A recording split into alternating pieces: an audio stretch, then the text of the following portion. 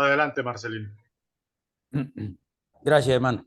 Nos disponemos a recibir las bendiciones de la triple presencia y de sus ángeles.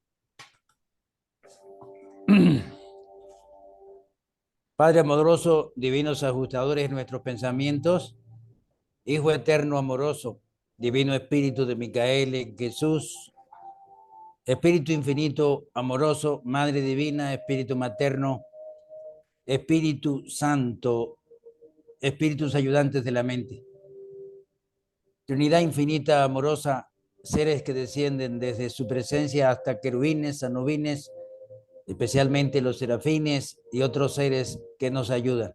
Nos unimos a todos los miembros del universo de este planeta, de este compartir acá, cada uno de los miembros de nuestras naciones, por supuesto, y los miembros de nuestras familias, para darle gracias por lo que ha venido, viene y vendrá de su mano divina. Todas aquellas cosas que nos complacen, que nos alegran, gracias, Padre, que nos producen felicidad.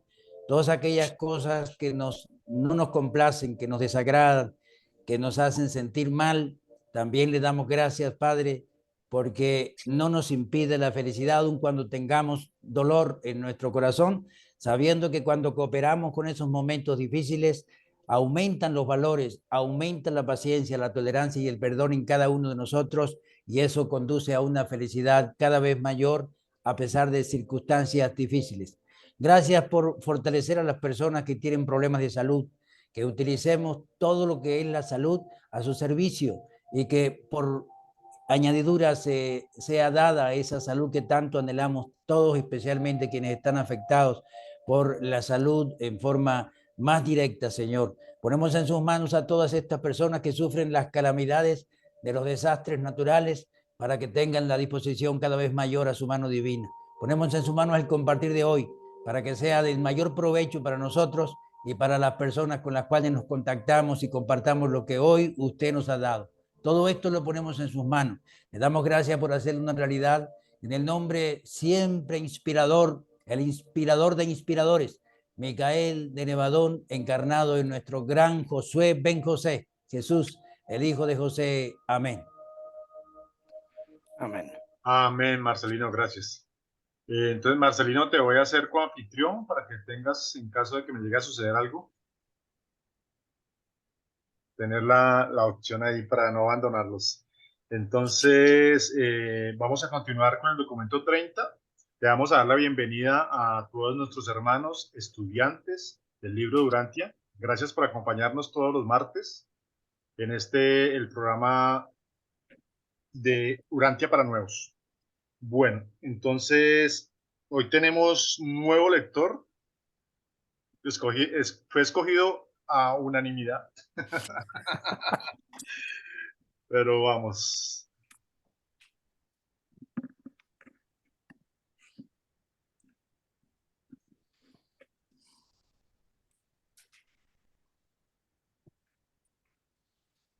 Adelante, Miguelito.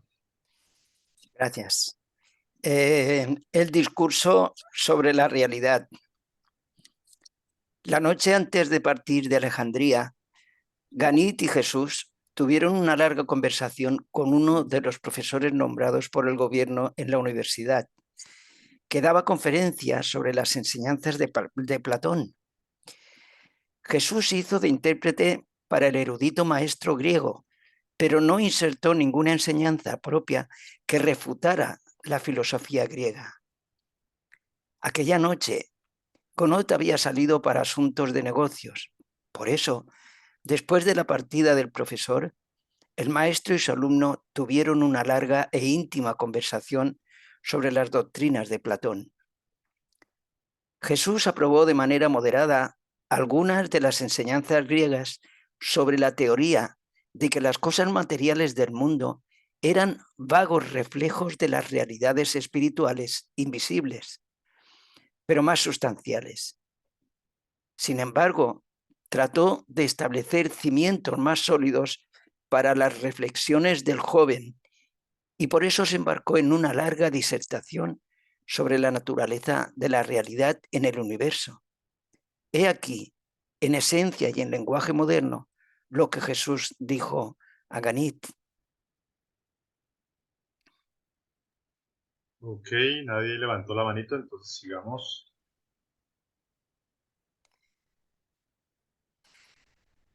Dice, la fuente de la realidad universal es el infinito. Las cosas materiales de la creación finita son las repercusiones espaciotemporales del arquetipo paradisiaco y de la mente universal del Dios eterno.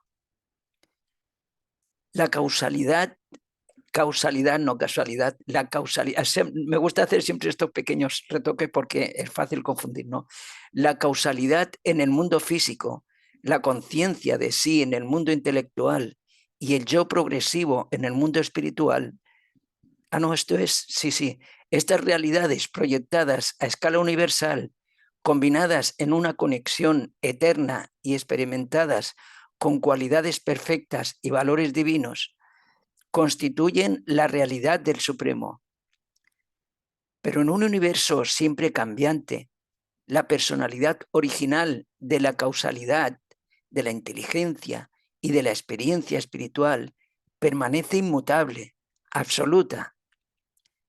Incluso en un universo eterno, de valores ilimitados y de cualidades divinas, todas las cosas pueden cambiar y cambian con frecuencia, excepto los absolutos y aquello que ha alcanzado el estado físico, el contenido intelectual o la identidad espiritual que sean absolutos. Marcelino, como para dummies, decimos en Colombia, para dummies, así como para tonticos. ¿Nos puedes explicar esto, por favor?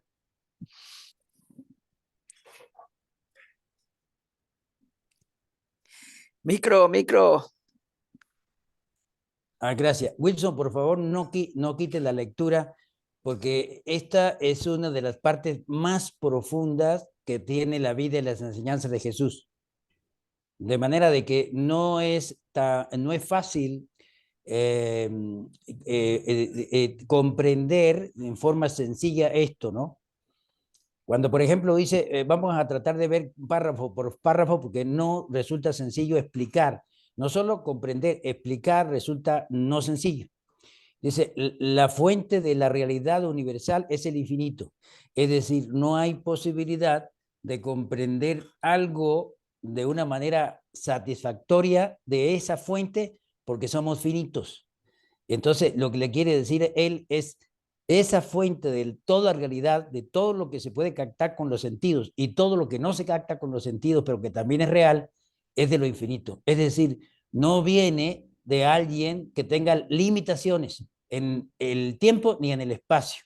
Y ahí comienza algo no fácil de comprender, producto de que estamos muy lejos de ese infinito, excepto que un absoluto dentro de nosotros está, que también tiene esa derivación del infinito, que es el ajustador.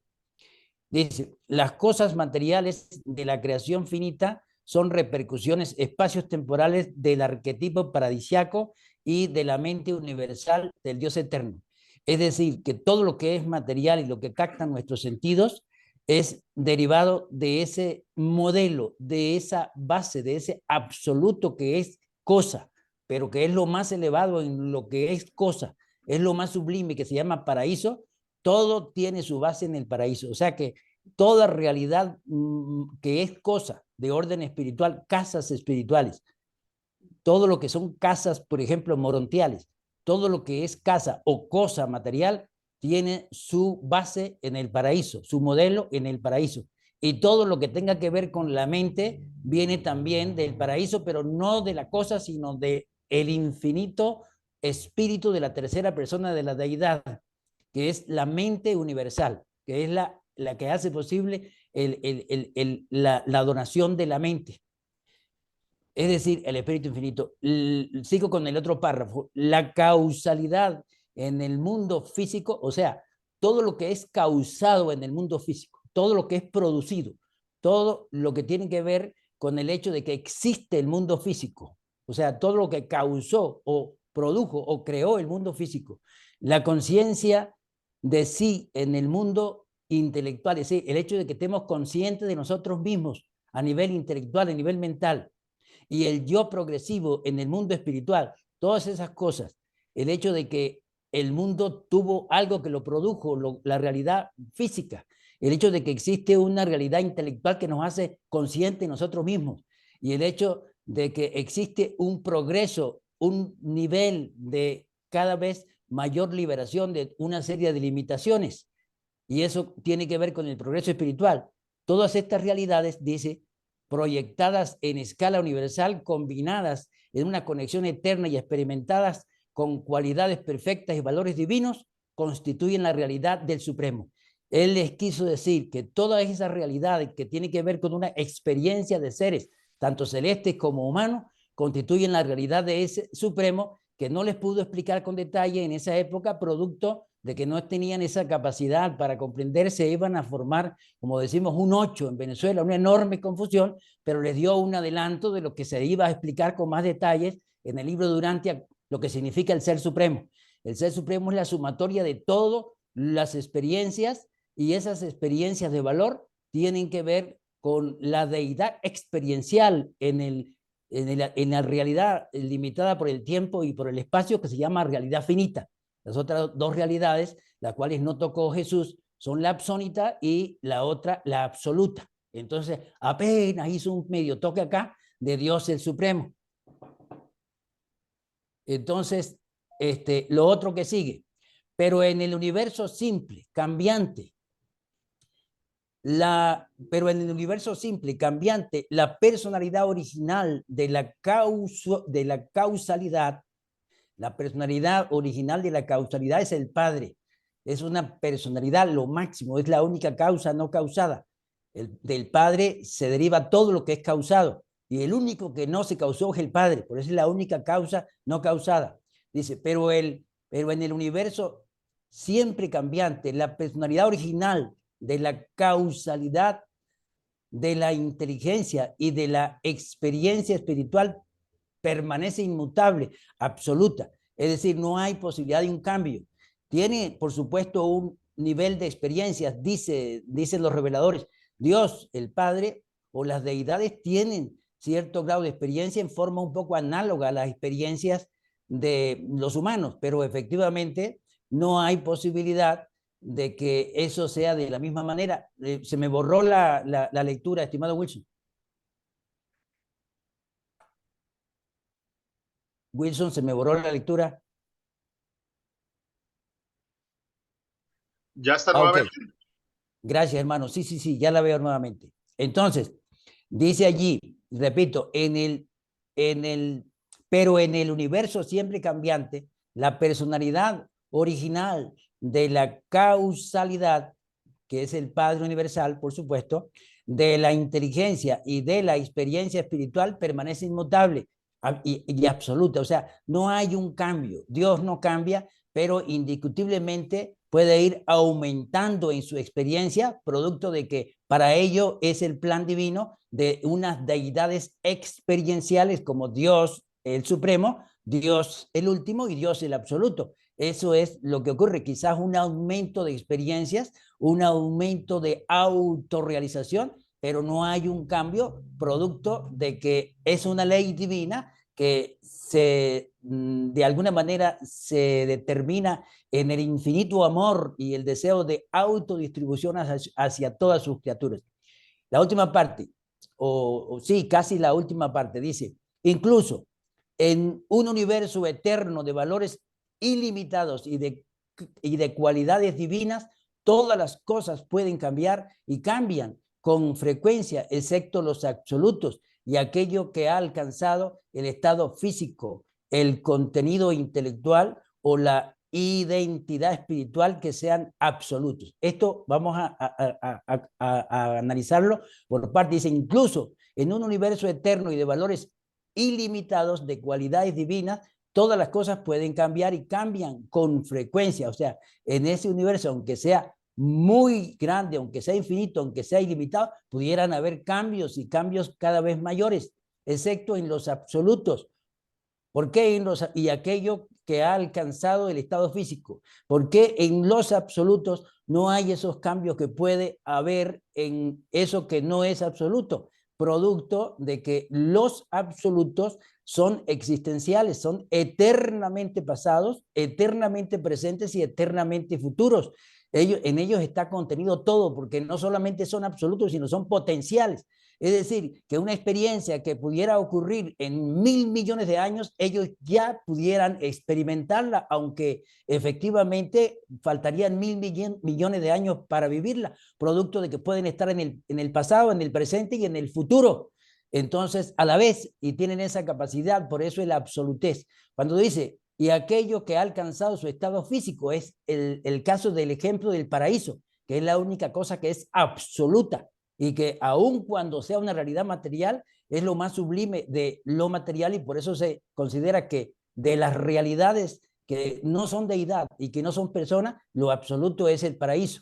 Dice, el contenido intelectual o la identidad espiritual que sean absolutos, o sea, todo aquello que llegue a ser absoluto y que definitivamente tenga la naturaleza absoluta, tampoco va a cambiar, a sufrir cambios en el sentido de que se identifica con lo infinito, se identifica con aquello que de alguna manera tiene una trascendencia que no está sujeto a cambios, excepto a esas experiencias que de alguna manera están contenidas en el plan divino, como el yo soy existencial unido en el futuro eterno con un yo soy experiencial. No resulta esto tan sencillo, porque es una de las partes más profundas de la cuarta parte del libro. De manera pues de que tenemos que tener paciencia, que todas estas cosas se van haciendo claras en la medida en que nosotros vayamos avanzando y cooperando con la triple presencia divina. De esa manera podemos estar confiados de que la personalidad que estaba en Jesús es Micael, con estos aspectos no fáciles de entender para la gente de la época y tampoco para nosotros. Muchas gracias, Marcelino. Tatiana, bienvenida y adelante, Tatiana, con tu pregunta. Buenas noches a todos. Marcelino, nosotros somos... Buenas noches, Tatiana. Hola. Quería preguntarte si nosotros, o sea que nosotros como seres venidos del polvo, nunca vamos a ser absolutos, ¿verdad? O en algún momento cuando ya seamos finalistas, cambiamos de naturaleza, ¿o cómo es eso? Muy buena pregunta. Eso no resulta tampoco tan sencillo responder, porque tengo que poner mi punto de vista personal. Mi punto de vista personal, aunque pudiera no estar de acuerdo con otros puntos de vista, cosa que es altísimamente respetable, yo considero que ya tenemos algo de absolutez. ¿Qué es lo que tenemos de absolutez? Todo aquello que de alguna manera nos ha impregnado el divino ajustador del pensamiento, que es un fragmento absoluto del Padre. El divino ajustador nos ha dotado de algunos valores producto de nuestra cooperación, pero eso es remotamente alejado, sumamente alejado. También podremos tener algo de absonidad, algo de la naturaleza absónita, pero es sumamente alejado también. Lo que tenemos que sí no es tan alejado son los valores espirituales. Entonces, esos valores espirituales van avanzando y hay muchas etapas. Una primera etapa es cuando ya no hay posibilidad, no hay peligro de perder el alma, no hay peligro de autodestruirse, es la fusión con el ajustador. Otra etapa extraordinaria e interesantísima es cuando nosotros se nos despide desde Salvintón con el primer cuerpo espiritual propiamente dicho. Y otra de las etapas extraordinarias es cuando visualizamos al Padre, que llegamos a ser perfectos como el Padre es perfecto, en el sentido del límite de tiempo y el espacio, en el sentido de la realidad finita. Allí, cuando visualizamos al Padre, llegamos a ser y a cumplir lo que Jesús dice, perfecto como el Padre es perfecto. Y por supuesto, al llegar al cuerpo de la finalidad, nos identificamos cada vez más con esa realidad elevada. Entonces, al nosotros ir creciendo, vamos teniendo, en la opinión personal de Marcelino, por lo que Marcelino ha podido entender de los reveladores, le explico esto, vamos teniendo un poquito más de olor en nuestra naturaleza, vamos a volvernos un poco más olorosos a absónitos y un poquito de olor absoluto. aunque estemos fusionados, nos falta todavía. Y vamos a ir creciendo y vamos a ir identificándonos alguna vez, porque cuando el Padre se autorrealiza en la experiencia finita, los valores nuestros, que somos siempre finitos y que vamos a seguir siempre teniendo un comienzo, nunca vamos a ser por naturaleza absónitos porque somos finitos, pero cuando el Padre nos hace transformar una realidad de valor que va al Supremo, somos parte del Supremo nosotros. Pero cuando lleguemos a esos niveles y ya tengamos cierto olor a absónito, también formaremos parte, aunque sea del logro, del absónito, pero será del logro, no es porque hemos sido creados absónitos como los arquitectos del universo maestro. Igual pasa, en la medida que sigamos creciendo y tengamos un poco de olor en nuestra naturaleza absoluta, esa realidad va a ser absoluta en el sentido de que vamos a identificarnos con la realidad absoluta. Pero es tan alejado y tan alejado, pero tan alejado esa realidad absoluta que los reveladores apenas la tocan. De manera de que sí vamos a ir en esos caminos, pero jamás de los jamases vamos a tener esa compaginación con el Padre, con las deidades. Nunca vamos a ser igual a las deidades. Siempre vamos a encontrar niveles superiores y nunca vamos a alcanzar para decir que vamos a ser iguales a las deidades, porque eso no está planteado probablemente para ninguna personalidad. Disculpe que me alargue un poco, pero ya voy a finalizar con esto para que de alguna manera ustedes puedan comprender eso. Es tan impresionante la realidad del Padre Universal que en el prólogo de la página 6 dice así, y esto a mí me impresiona mucho, página 6, prólogo, dice acá, dice página 6 de la parte 1, la parte 3 del prólogo, dice, la primacía absoluta del Padre Universal no es aparente en los niveles subinfinitos o por debajo de las realidades infinitas.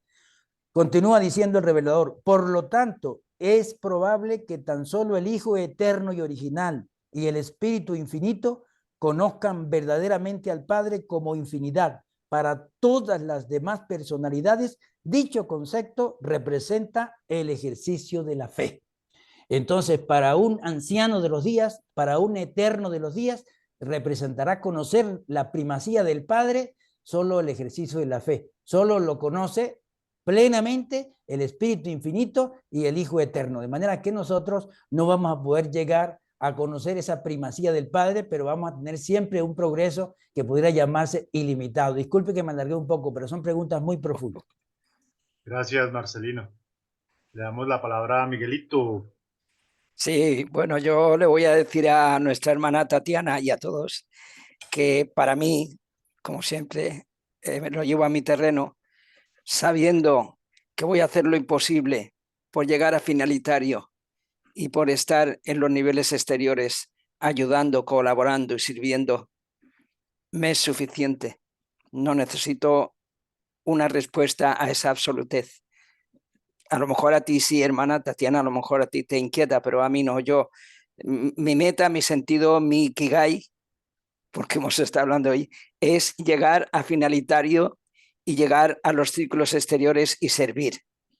Ya con eso me doy por satisfecho. Mi mente no necesita más investigación ni más respuestas.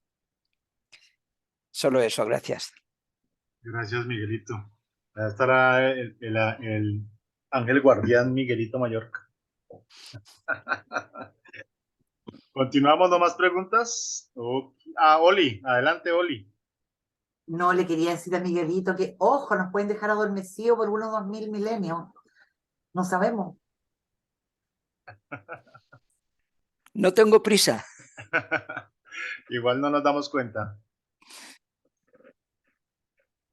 Bueno, continuemos, Miguelito, entonces con la lectura.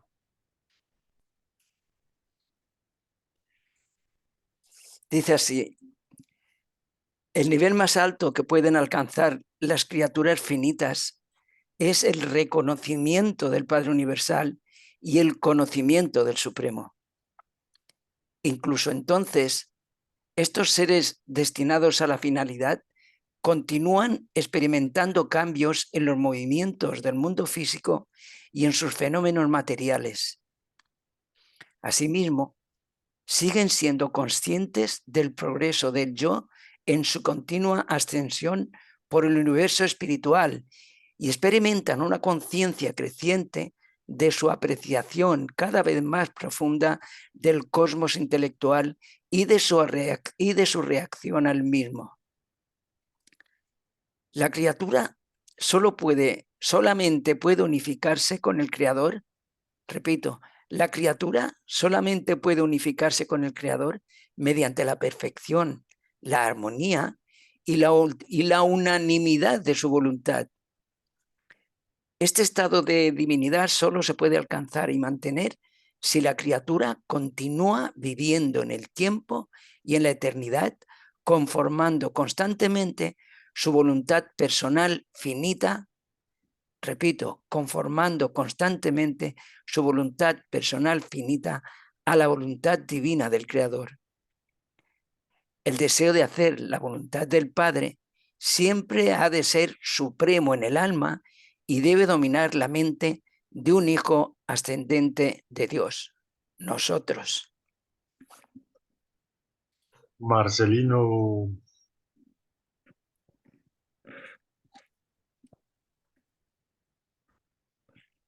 Dígame, hermano,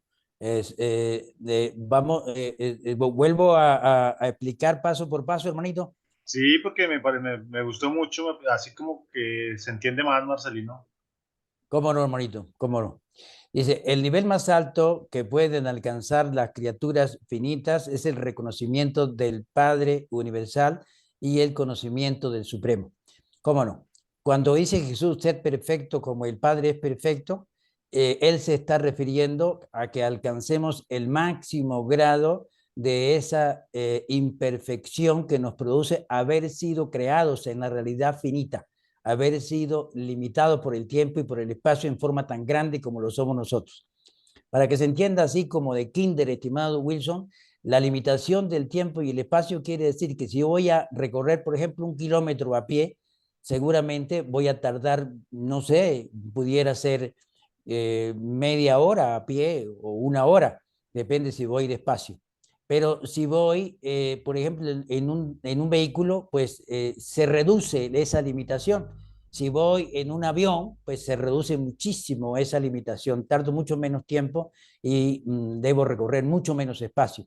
Y entonces, aun cuando un mensajero solitario recorre a una velocidad continua, recorre el espacio a más de 5 millones de veces la velocidad de la luz. Recordemos, la velocidad de la luz es 300.000 kilómetros por segundo. Entonces, a esa velocidad, 5 millones de veces más de esa velocidad, los mensajeros solitarios recorren el universo. Entonces, aún así, tienen cierta limitación en tiempo y en el espacio, aunque es muy poca. Los que no tienen limitación son los ajustadores del pensamiento que van de un lado a otro instantáneamente. De manera, pues, de que ese hecho es nuestro caso. Somos limitados en el tiempo y en el espacio, y cuando llegamos a esos niveles, después de haber pasado por unos 1.000 millones de mundos aproximadamente, y que sobre todo quizás antes de llegar al paraíso visualizamos al Padre, entonces llegamos a ese máximo nivel, el más alto nivel que pueden alcanzar las criaturas finitas es ese, la visualización del Padre, y llegar a ser perfecto como el Padre es perfecto. Dicen los reveladores que a partir de allí ya uno se va compenetrando con la realidad absónita, y ya uno va teniendo la posibilidad de conferenciar y compartir con personalidades absónitas en forma un poco menos difícil, en forma más fácil, en forma más fluida.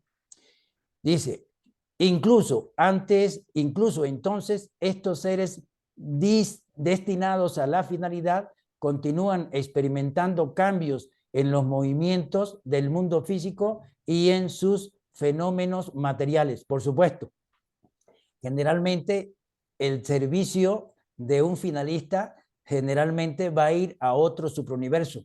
El finalista casi nunca es enviado al mismo superuniverso en el cual él surgió. Va a ir a compartir a otro superuniverso y a tener una cantidad de actividades, desde la más humilde, que es ir a un mundo de los finalistas para ayudar a los humanos que están siendo resucitados, y a los jóvenes que están allí y a los niños en ese mundo, los finalistas en un sistema, hasta niveles de alta jerarquía en servicio en el paraíso, en el mismo Abona, o como ayudante de los ancianos de los días. De manera pues que ese trabajo de los finalistas y esa cantidad de actividades le va produciendo cambios adicionales y le va produciendo un grado mayor de perfección. Continúo. Asimismo, siguen siendo conscientes del progreso del yo en su continua ascensión por el universo espiritual y experimentan una conciencia creciente de su apreciación cada vez más profunda del cosmos intelectual y de su reacción al mismo. Claro que sí. Y eso, una de las experiencias más interesantes son los mensajeros poderosos, que son seres que no solamente han llegado al cuerpo de la finalidad, son seres que van de mundos, por ejemplo, como el nuestro, que han tenido problemas de rebelión. Y entonces esos mensajeros poderosos que fueron humanos y que entraron al cuerpo de la finalidad, fueron pero tan efectivos en todo lo que hacían, que fueron abrazados por la Trinidad y salieron del cuerpo de la finalidad. Ya no son finalistas porque alcanzaron niveles superiores, y efectivamente esos niveles superiores de servicio los capacitan para unirse, por ejemplo, a seres producidos directamente por la Trinidad, como los perfeccionadores de la sabiduría, consejeros divinos, sensores universales, y ellos forman tribunales que pueden ser móviles, y entonces esos tribunales resuelven una cantidad de problemas. ¿Por qué? Porque han pasado por una enorme cantidad de experiencias, y esas experiencias le hacen un reconocimiento cada vez mayor de las realidades que de alguna manera han experimentado y de las realidades que van a seguir experimentando, y son altamente respetados. Disculpen que voy a poner un ejemplo que va a ser impresionante, ¿no? Producto de el nivel que puede llegar un ser humano cuando se dispone al espíritu. En una de las páginas, que no la tengo ahorita, 300 y pico, no recuerdo, un mensajero poderoso da una opinión referente a que hay seconafines primarios que son seres reflectivos, y cuando un anciano de los días requiere la opinión de un hijo creador, pero el hijo creador no está presente, le dice al seconafín primario, que es la voz del hijo creador, le dice que le dé la opinión, y el seconafín primario le da la opinión al anciano de los días, y es la misma opinión exacta que iba a dar el hijo creador, que no está presente. Entonces dice el mensajero poderoso, dice en el documento, nosotros no comprendemos plenamente este fenómeno de cómo un seconafín primario, la voz del hijo creador, puede expresar eso, puede expresar lo que el hijo creador tiene en su mente o tendría en su mente para expresar. Y dudo, dice el mensajero poderoso, y dudo que los hijos creadores lo comprendan plenamente. Ha llegado ese mensajero poderoso a un nivel tan elevado que puede codearse de esa manera con el hijo creador. Y eso impresiona mucho, porque eso significa que adquieren un nivel de inmenso respeto.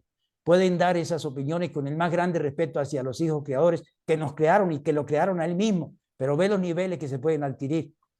Continúo la lectura diciendo, la criatura solamente puede unificarse con el creador mediante la perfección, la armonía y la unanimidad de la voluntad. Eso fue lo que hizo este mensajero poderoso para unificarse y dar una opinión respetuosa pero impresionante, de dudar que los hijos creadores lo comprendan plenamente. Este estado de divinidad solo se puede alcanzar y mantener si la criatura continúa viviendo en el tiempo y en la eternidad, conformando constantemente su voluntad personal finita a la voluntad divina del Creador.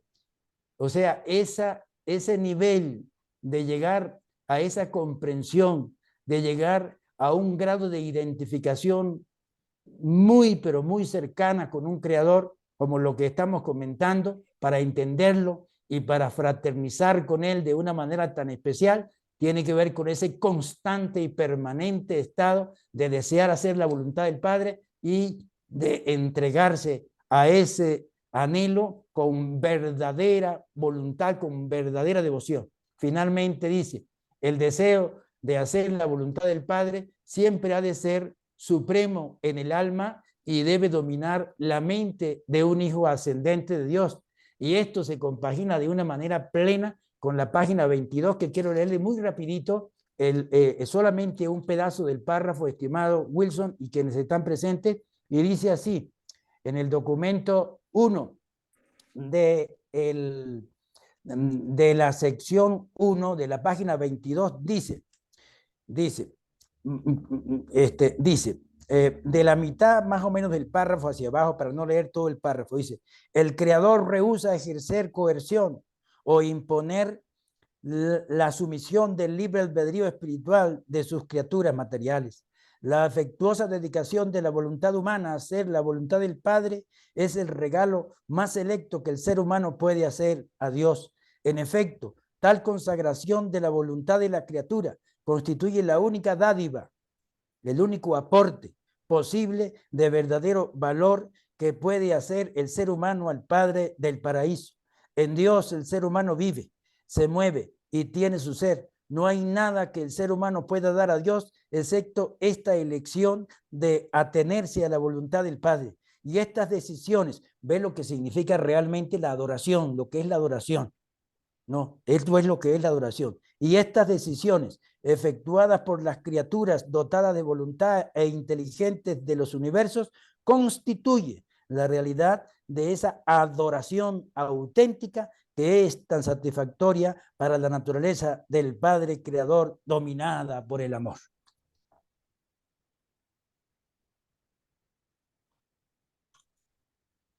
¿Alguien tiene algo que agregar, algo que decir, alguna pregunta? Entonces, en conclusión, nosotros llegaremos hasta donde queramos llegar, hasta donde nuestra fuerza interior nos permita ascender, haciendo la voluntad del Padre, unidos con el amor del Padre. Exactamente, exactamente. No hay límites, no hay límites, no hay límites. Y hay algo muy esperanzador, enormemente esperanzador, que lo que a nosotros nos interesa verdaderamente alcanzar la fusión con el ajustador. Eso es, en mi opinión, la meta de metas, y coincido en forma plena con lo que dice nuestro hermano Miguel en ese sentido. Hágase la fusión y todo lo demás debe despreocuparnos. Debemos ocuparnos de la fusión, porque antes de la fusión hay peligro de desaparecer de la creación, pero después de la fusión no hay el menor peligro. Pueden haber algunos desaciertos, pueden haber algunos errores, pueden algunos desajustes. Sí, después de fusionados, sí, probablemente los hay en los Melquisedec y los hay en algunos seres elevados que nunca se han revelado, y también los puede haber en nosotros, pero nunca el pecado, nunca retroceder, nunca el peligro de perder la personalidad, de perder el alma. Así es que la base es la fusión. Una vez que nos fusionamos, vamos a tener ese avance de verdad infinito, infinito, y cada vez que avanzamos, el regocijo de servicio va a ser mucho mayor. Nosotros aquí podremos tener cierta incomodidad con el servicio, pero en la medida que progresamos, va a ser un servicio regocijante en un grado cada vez mayor, y no va a caber en el pecho nuestro, sea un pecho material, un pecho morontial o un pecho espiritual, no va a caber ese regocijo que sentimos al servir a ese Padre repleto de amor, incalculable de amor. Marcelino me hace erizar la piel, hermano, de todo lo que... Hablas muy bonito, Marcelino. Qué chévere, chévere, porque el plan de Dios para nosotros es inmensamente grande, y Dios nos puso acá, tiene la confianza de que nosotros vamos a llegar allá. Muy chévere, gracias, Marcelino. Es nuestro Ikigai. Bueno, continuamos con el siguiente documento que dice así. Dice, un tuerto nunca podrá percibir la profundidad de una perspectiva. De la misma manera, los científicos materialistas tuertos y los místicos y alegoristas espirituales tuertos tampoco pueden tener una visión correcta, ni pueden comprender adecuadamente las verdaderas profundidades de la realidad universal. Todos los valores auténticos de la experiencia de la criatura están ocultos en la profundidad del reconocimiento. Qué bonito, qué bonito. Dice, una causación desprovista de mente no puede transformar lo rudimentario y lo simple en elementos refinados y complejos. Oh. La experiencia sin el espíritu tampoco puede hacer que las mentes materiales de los mortales del tiempo se conviertan en caracteres divinos de supervivencia eterna. Y dice también que el único atributo del universo que caracteriza tan exclusivamente a la deidad infinita es la perpetua donación creativa de la personalidad, que puede sobrevivir alcanzando progresivamente a la deidad. Qué maravilla de textos. Uf. Marcelino. Cómo no, hermanito. Antes de dar este compartir, hermanito, no se preocupe, por favor, deje, pero quiero leerle el pedacito que tú acabaste de mencionar al final, ese plan de Dios, esa maravilla, en dos pequeños párrafos muy pequeños que están en el documento 32, página 365. Es la parte final de ese documento y dice: hay en la mente de Dios un plan que involucra a cada criatura de todos sus vastos dominios, y este plan consiste en un propósito eterno de oportunidades ilimitadas, progreso sin límites y una vida sin fin. Y los tesoros infinitos de esa carrera tan inigualable son vuestros con solo luchar. El objetivo de la eternidad os aguarda. La aventura del logro de la divinidad se encuentra frente a vosotros. La carrera por la perfección está en marcha. Quien quiera lo desee puede correr, y la victoria certera coronará los esfuerzos de cada ser humano que participe en la carrera de la fe y la esperanza, dependiendo a cada paso de la dirección del ajustador residente y de la guía de ese buen espíritu del Hijo del Universo que generosamente ha sido derramado sobre toda la carne. El espíritu de Pentecostés, el que se derramó, el Hijo eterno a través del Hijo creador, Micael de Nevadón, en Jesús de Nazaret, el espíritu de la verdad. Y compartiendo estos dos párrafos, les comento que lo que de alguna manera nos quiere decir, maestro, en esta parte del primer párrafo: un tuerto nunca podrá percibir la profundidad de una perspectiva. Por supuesto, una persona invidente tendrá, o que tenga algún problema visual, tendrá dificultades, nunca va a tener una visión o una opinión o una naturaleza de objetivo que pueda opinar de una manera como lo hace el que tiene una visión completa. De manera que va a tener esa limitación, pero se le va a tomar en cuenta esa limitación para el juicio, y esa es la importancia de tener esa confianza en el juicio divino, que siempre toma en cuenta toda limitación. Incluso se hacen estudios de qué pasó con todos los progenitores de las distintas generaciones pasadas, y todo eso se estudia antes de hacer un juicio de la criatura, y es muy interesante esto. De la misma manera, los científicos, dicen los reveladores acá, materialistas tuertos, y los místicos y alegoristas espirituales tuertos tampoco pueden tener una visión correcta, ni pueden comprender adecuadamente las verdades, las verdaderas profundidades de la realidad universal. Por supuesto, indiscutiblemente, cuando se habla de estos místicos y alegoristas tuertos, es producto de que no han tenido la voluntad de tener una posibilidad de visión, simplemente se han negado, se han conectado con su ego. En ese caso, indiscutiblemente no podrán tener esa visión, porque han determinado que su yo, que su ego, es el que les va a decir todo lo que es la realidad, y están equivocados. Y es una de las graves situaciones que ocurre en la humanidad, y especialmente en este mundo que tenemos. Entonces hay que orar y hay que cooperar y dar siempre testimonio por todas estas circunstancias y por lo que estamos viviendo, que con el favor de Dios vamos a superarlo, pero pudiera iniciarse, no lo quiera Dios y no lo queramos nosotros, y cooperemos todos para que no ocurra una tercera guerra mundial. Sigo.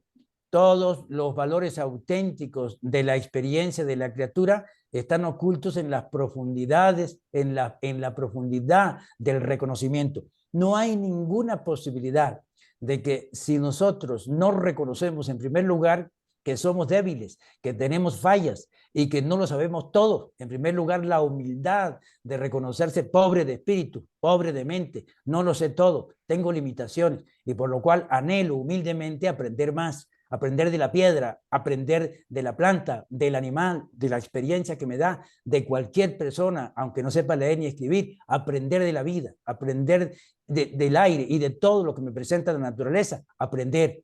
Y cuando uno reconoce eso, entonces uno se dispone a la deidad y al disponerse de la deidad, esa deidad que está dentro de uno, con su equipo celeste, le da esa capacidad de florecer y se le va quitando poco a poco esa realidad de ser tuerto, ya va viendo con más claridad. Y eso es el objetivo nuestro, de disponernos y dejar esa permanente vanidad, orgullo, ese tipo de aspecto del ego que fue el que conectó a Lucifer. Dicen los reveladores que de todos los defectos del ser humano, el orgullo es el peor. Y por esa razón es importante la humildad, siempre estar dispuesto a reconocer las fallas y siempre estar dispuesto a aprender de la experiencia de la vida que efectivamente nos tiene. Seguimos con el otro párrafo. Una causación desprovista de mente no puede transformar lo rudimentario y lo simple en elementos refinados y complejos. Es decir, la mente es vital, dicen los reveladores, por la mente se vive y por la mente se muere. ¿Por qué? Porque esa dote mental que se nos da y que viene de la mente cósmica, pero que se da a través de esa disposición que la ministra divina tiene al crear o producir o irradiar esos 7 espíritus ayudantes de la mente para que nos doten de mente, es precisamente para poder que a través de esa mente capacitada llegue una personalidad y esa personalidad sea posible que la ejecutemos o que la llevemos a la acción o que estemos inmersos en ella con ese libre albedrío pleno. Sin mente no pudiera haber libre albedrío y por supuesto no pudiéramos tener una personalidad sin mente capacitada. Y entonces, en ese sentido, esa mente recibe la chispa y es a través de la cooperación de la mente que hay valores. Y es a través de la cooperación de la mente que se forma el alma. No olvidemos que la mamá del alma es la mente que coopera con el espíritu. Y el papá del alma es la chispa, el espíritu, el divino ajustador que llega a la mente. Entonces, sin mente no hay posibilidad de esos valores. Y entonces, eso es importante que lo tengamos claro. Continúa, la experiencia sin espíritu tampoco puede hacer que las mentes materiales de los mortales del tiempo se conviertan en caracteres divinos de supervivencia eterna. Me adelanté un poquito. Indiscutiblemente, la mente por sí sola pudiera tener un grado de reconocimiento de ciertas cosas como los animales, pero la mente, si realmente tiene esa capacidad de recibir al espíritu, es porque tiene posibilidades, tiene un potencial de alcanzar niveles superiores. Y cuando se identifica con el espíritu, la mente ya deja de ser material. Es decir, la mente que tenemos ahorita es material, indiscutiblemente está conectada a un órgano físico, un órgano material que se llama el cerebro. El cerebro está conectado con el cuerpo. Como la mente está conectada directamente con el cuerpo a través del cerebro, nosotros tenemos una mente material, pero cuando uno se identifica con el espíritu y se empieza a producir el alma, ahí esa parte material se transforma en mente espiritualizada. Entonces, ¿qué ocurre? Que cuando la persona muere, esa mente que se ha espiritualizado y que ha producido el alma, esa mente continúa, esa mente no muere, esa mente es superviviente. Hay una mente egoísta no espiritualizada que muere con el cuerpo físico. Esa mente realmente material que sigue en el humano muere con el cuerpo físico, muere con el cerebro físico. La que continúa es la mente espiritualizada. Y por eso dice aquí que trasciende cuando se conecta y coopera con el espíritu. Y la parte final, el único atributo del universo que caracteriza tan exclusivamente a la deidad infinita es la perpetua donación creativa de la personalidad que puede sobrevivir alcanzando progresivamente la deidad. ¿Qué ocurre? Exactamente. ¿De dónde viene la personalidad? Viene del Padre Universal. En muy pocos casos el Espíritu Infinito otorga ciertas personalidades, pero en términos generales la personalidad viene del Padre Universal y esas personalidades hacen posible que uno coopere con el libre albedrío. Y si uno coopera, entonces esa personalidad continúa. Dicen los reveladores, la sobrevivencia de la personalidad depende de la sobrevivencia del alma. Es decir, no pudiera haber una sobrevivencia de la personalidad si el alma no sobrevive. En el caso de que el alma se autodestruya, esa personalidad es regresada sin identidad, no se llamará Pedro, se llamará exactamente como vino, sin nombre, sin identidad. Y efectivamente, o Juana, o X, para no poner ningún nombre, no se llamará X, simplemente vuelve al Ser Supremo sin identidad, tal como vino. Y esa es una de las circunstancias que ocurre cuando se niega uno a la voluntad divina. Esa personalidad que vuelve al Supremo jamás es dada a otro ser. Esa personalidad forma parte de la superalma y efectivamente cualquier otra personalidad que requiera a otro ser viene y no es jamás identificada con esa, que ese ser de alguna manera no logró cooperar para que sobreviviera. Muchas gracias, Marcelino. Oli, adelante. Perdón, es una pregunta a Marcelino. Marcelino, la dotación de mente, de los espíritus de mente, no es pareja para todos los seres humanos y tampoco en las épocas que fue otorgada, digamos.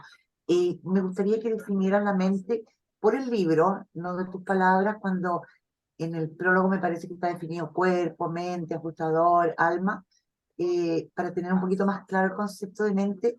Y por otro lado, ¿qué primaría más, la mente, el ajustador o la personalidad en esa etapa que estamos estudiando? Ok. Wilson, tú, no sé si te es fácil, hermanito, colocar ahí en el... no sé si te resulta fácil, hermanito, colocar allí lo que dice Oli, que me parece muy interesante. Ya te voy a decir, hermano Wilson, si te resulta fácil, hermanito, colocar allí la primera parte, ya te voy a decir, el documento 8, hermanito, el documento 8 no, el prólogo en la página 8, documento 8 no, en la página 8, donde está la quinta parte, las realidades de la personalidad. Ahí está lo que es cuerpo, mente, espíritu. No sé si tú lo puedes colocar, hermanito, si lo puedes buscar. Ese Dame es un el segundo. prólogo. Sí, prólogo, parte quinta del prólogo, página 8, página 8. Dame un momento, página 1. Esta parte del libro me parece muy importante a mí que tengamos las definiciones dadas por el libro, no por tercero. Ahí tal cual está. Personalidad, alma. Listo. ¿Cómo Entonces, no, Oli? Gracias, Oli, dame un porque eso es segundo. importante. Dame un segundo. Acá. ¿Cómo lo agrando? Vamos a ver cómo lo agrando. Hacia la parte, hermanito, ¿no se puede poner un poquito más grande? Es un poco difícil para ponerlo un poco más grande. ¿Por dónde lo agrando? Muestra por dónde lo agrando. Bueno, aquí tengo yo chip, pero no sé si a ti te funciona así, chip. Eh, bueno, lo que pasa es que hay que ponerlo en lenguaje español. Yo, ¿En qué parte quieres? ¿El la cuerpo? última parte, hermanito, donde dice estas cualidades de la realidad. Ahí dice, estas cualidades. Ahí, a partir de allí, Listo. hermanito. Pues sí, te la leo. Dice así. Sí. Bueno, no, léala, Wilson, por favor. Estas cualidades de la realidad universal se manifiestan en la experiencia humana en Urantia en los siguientes niveles. Primero, cuerpo, el organismo material o físico del hombre, el mecanismo electroquímico viviente de naturaleza y origen animal. Segundo, Ajá. mente, el mecanismo del organismo humano que piensa, percibe y siente, el total de la experiencia consciente e inconsciente, la inteligencia asociada con la vida emocional que va hacia arriba mediante la adoración y la sabiduría hasta el nivel del espíritu. No sé si quieras hablar de cada una o la Sí, leemos. sí, hermanito, voy a hablar de cada una, entonces manténgalo ahí, hermanito. Creo que las personas pueden leer, creo yo. Sí. Bueno, dice allí, el cuerpo, el organismo material o físico del ser humano, el mecanismo electroquímico viviente de naturaleza original. Origen animal. Perdón, ya va, déjeme ver si, no, aquí no, ok. Tú no tienes la pantalla táctil, hermano, no tienes la pantalla táctil. Si le pones el tacto y le haces así, puede que eso aumente. Ahora, está grande, ahora, está bien así. Ok, excelente, excelente, excelente. Gracias, hermanito. Ahora sí, arriba. No, ni sabía que tenía eso. Sí, bájalo un poco más. Eso. Ajá. El organismo material o físico del ser humano. El mecanismo electroquímico viviente de naturaleza y origen animal. Ok. El vehículo físico se produce desde el polvo. Era necesario el limo, la arcilla, para que surgiera el reino vegetal a través de la siembra de los portadores de vida, cuyo aliento vital dio la ministra divina. Entonces, de allí surge esa realidad material en el alga marina como reino vegetal, luego en esos animales que surgieron del reino vegetal y luego de esos animales superiores que vino el primer ser humano. O sea, nuestro cuerpo viene de esa realidad material con todos los ingredientes que la divinidad coloca para que se forme. Entonces, por eso es que es un organismo electroquímico que tiene vida. Aun cuando no tuviera ajustador, tiene vida física. El ajustador no es el que da la vida física, el ajustador da la vida espiritual. En cambio, las realidades que de alguna manera surgieron del planeta dan la vida física, tanto vegetal como animal como humana. 2, mente, el mecanismo del organismo humano que piensa. ¿Por qué el organismo humano? Porque la mente se conecta a un cerebro. Ese cerebro es organismo humano conectado por una mente y esa conexión hace posible que a través del cerebro se piense, se perciba y se sienta. Cualquier pinchacito que uno se dé, inmediatamente eso se traduce, se conecta, hay una información instantánea a través del cerebro y la mente conectada a ese cerebro hace sentir un dolor. De manera que estamos claros allí con lo que es la mente.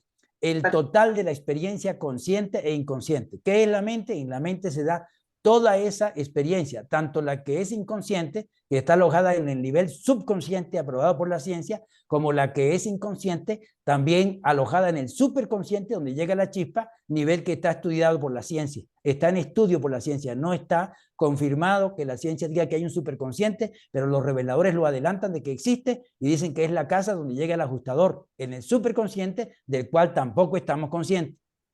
La inteligencia... Perdona, Ajá, todavía con toda confianza. tengo Dime. entendido, los científicos todavía no tienen ubicada la mente dónde.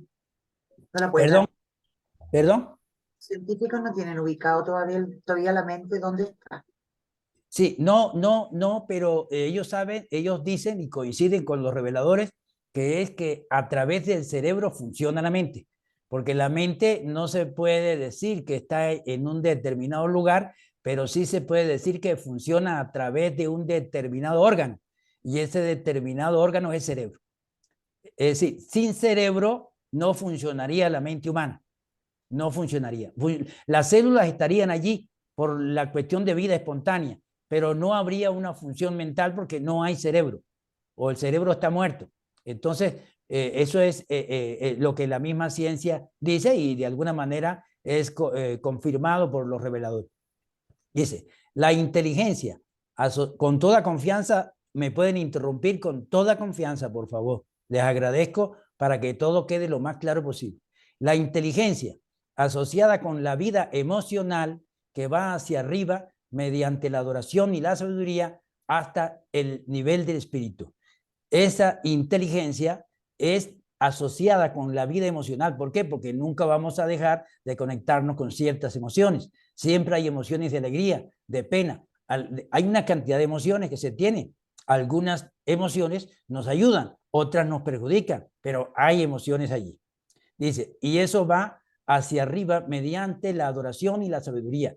¿Cómo podemos autocontrolar toda esa inteligencia, autocontrolar todas esas emociones, autocontrolar todo nuestro ser, cooperando para que eso vaya cada vez más hacia arriba, en naturaleza cada vez más parecida al espíritu a través de la adoración y la sabiduría.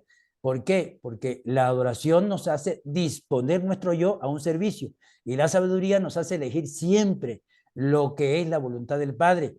¿Hasta cuándo? Hasta el nivel del espíritu. ¿Cuándo llegamos a cierto nivel del espíritu? Al momento de la fusión. En el momento de la fusión se eliminan todas las marcas de la bestia que están en la mente, todas las creencias animales egoístas que están en la mente. Y como se eliminan, entonces hay una fusión con el espíritu y se ha llegado, por lo menos en primera etapa, a un nivel del espíritu, en la fusión. Tercero, el espíritu divino que reside en la mente del ser humano, el ajustador del pensamiento. Ya sabemos que el Padre otorga no solo personalidad, otorga un fragmento divino a cada uno de los seres que tiene su primera decisión moral. Esa primera decisión moral tiene que ser por fe, no puede ser sin fe. Si el niño le obedece o evita hacer algo porque el papá lo va a castigar, no vale. Si la niña hace algo, o no quiere hacer algo, o decide tal cosa porque le van a quitar un juguete, no vale. Tiene que ser porque es desagradable a una deidad, llámela como la llame, o que es agradable a una deidad. Ese niño que decide hacer algo porque cree que agrada a una deidad superior, ese niño que decide cohibirse de algo porque cree que desagrada a una deidad superior, ese niño toma su primera decisión moral por fe y en ese instante recibe la chispa porque el espíritu número 7 de sabiduría ha logrado que ese niño o esa niña tome esa primera decisión por fe. La fe la comienzan a dar los dos últimos espíritus ayudantes de la mente, el de adoración y el de sabiduría. Por eso es que los animales no tienen fe, ni tampoco personalidad, ni tampoco chispa, pero sí tienen la ayuda de 5 espíritus ayudantes de sus mentes que le dan inteligencia suficiente como para no morirse de hambre y como para seguir adelante en estos caminos del progreso de la naturaleza. Continúo. Este espíritu inmortal es prepersonal, no es una personalidad, aunque está destinado a volverse parte de la personalidad de la criatura mortal sobreviviente.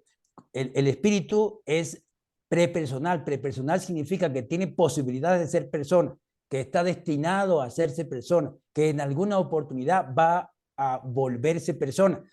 Cuando un espíritu tiene muchísimas experiencias, cuando un ajustador tiene muchas experiencias, como en el caso del ajustador de Jesús, que tuvo una cantidad de experiencias que no se detallan, pero las tuvo antes de Melquisedec, que completó, que aumentó esas experiencias durante 94 años en la mente de Maquiventa Melquisedec y que se conectó con Jesús durante casi 36 años con una enorme cantidad de experiencias, durante unos 31 años, un poco más de 31 años, porque en el instante del bautismo, ahí fue que se separó. De Jesús duró casi 36 años, pero el ajustador estuvo con él durante casi 31 años, 30 años y 4 meses.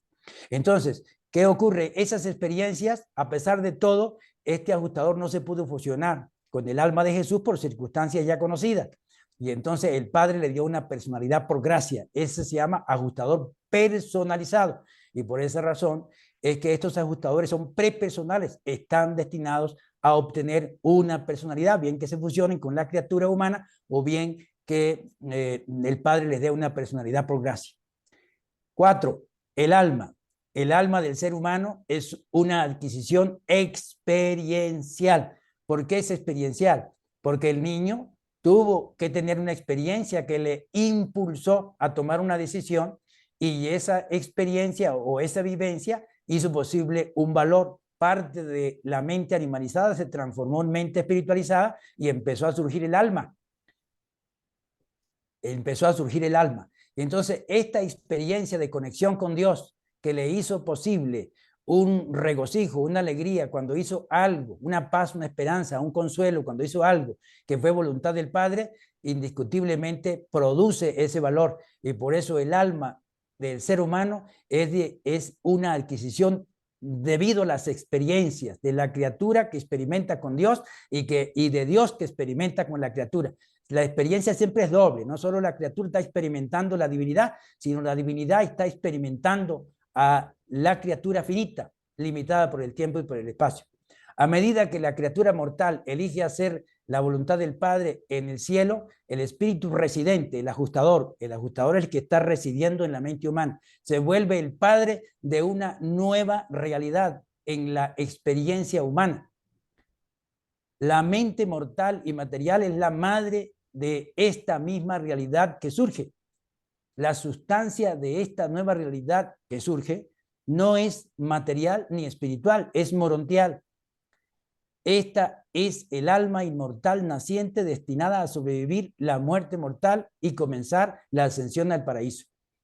Entonces, el alma es hija de la mente madre que coopera y de el ajustador padre que llega. Y entonces, esto es importante que lo tengamos claro. El alma es inmortal, todo valor es inmortal. Cuando una criatura se autodestruye, no olvidemos que el ajustador hace un duplicado. Una parte de la experiencia de la criatura la toma el ajustador y otra parte se la da para que la administre la criatura. Cuando se autodestruye una criatura, es la parte de la criatura la que se destruye, el alma, pero el ajustador conserva ese valor porque lo acumula.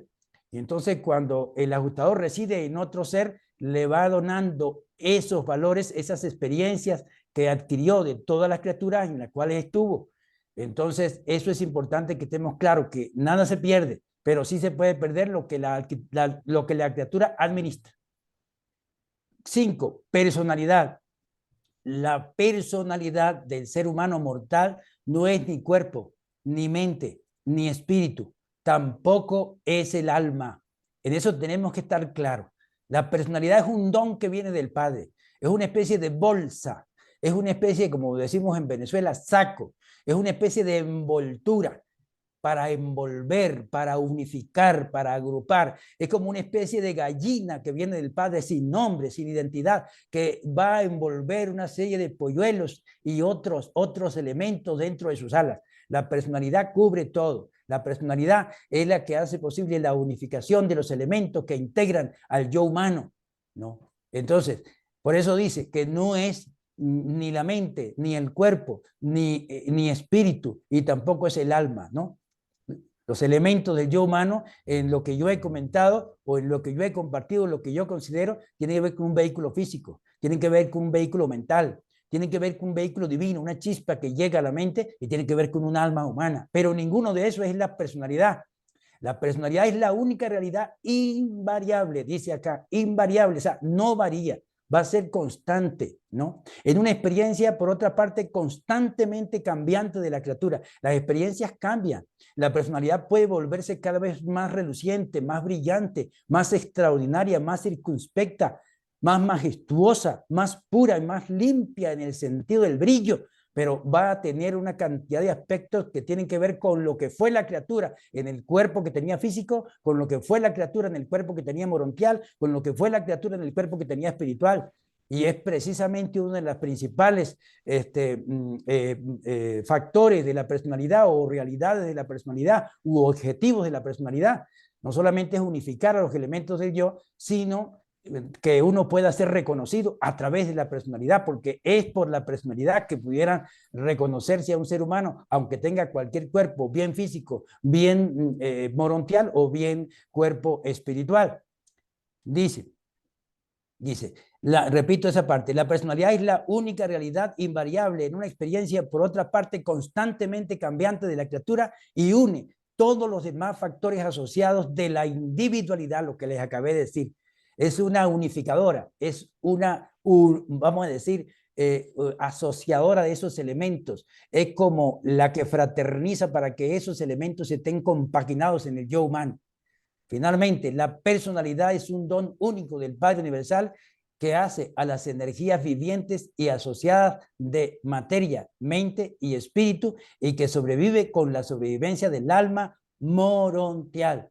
Entonces, Esto es importante que lo tengamos también claro. Es un don, es un regalo, es una bendición que nos viene de Dios, el Padre Universal, para que podamos ejercer el libre albedrío pleno, para que podamos unificarnos mente, alma, espíritu y cuerpo, por supuesto, y para que podamos tener esas posibilidades de cada vez más parecernos a ese Padre quien nos otorgó esa personalidad. Y por supuesto, el alma que se inicia ahora es morontial. ¿Por qué es morontial? Porque todavía no tiene esos niveles de realidad espiritual. Tiene que vivir una enorme cantidad de experiencias en un cuerpo cada vez más sutil de orden morontial para ir pareciéndose más y más a la espiritualidad, hasta que después de 570 mundos morontiales, 570 moradas, entonces vamos a tener después un cuerpo espiritual cuando el Hijo Creador nos despida de Salvington, su capital, la capital del universo local nuestro. Y finalmente, morontia es un término que designa un vasto nivel entre lo material y lo espiritual. Toda esa realidad material que captan los sentidos y toda esa realidad espiritual que no la captan los sentidos, pero que uno siente en cierto grado esa vibración espiritual, esa parte intermedia que está entre esa realidad, sea ser o sea cosa espiritual, y esa realidad, sea ser o sea cosa material, es la realidad que se llama morontial, morón de material y tial de espiritual. Dice, puede designar realidades personales o impersonales, energías vivientes o no vivientes.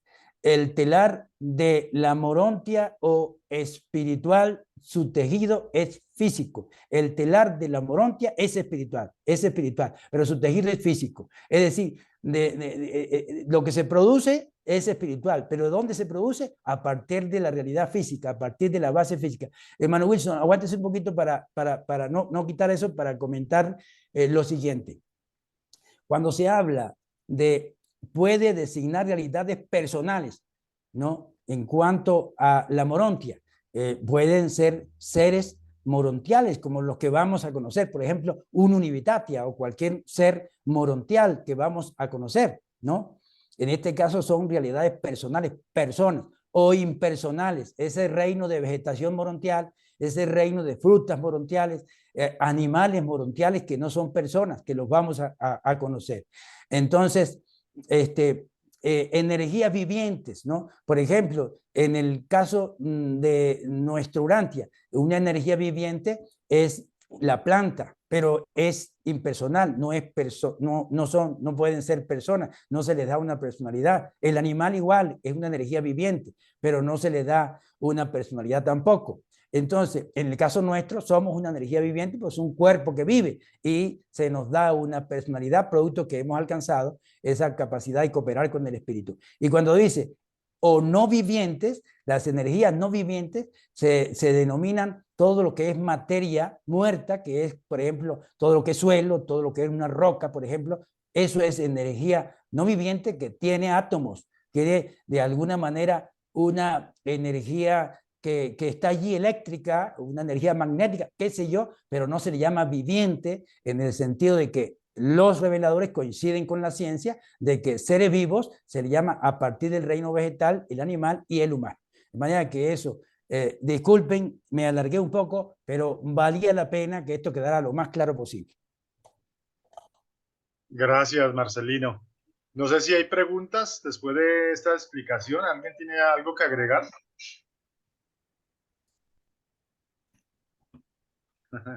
Dice Dora, para todos, mil gracias, maravillosa charla, de esas que aumentan nuestra fe, gracias por su tierno servicio. Entonces, Miguelito, continuamos, todavía nos queda media horita, continuamos con el tema.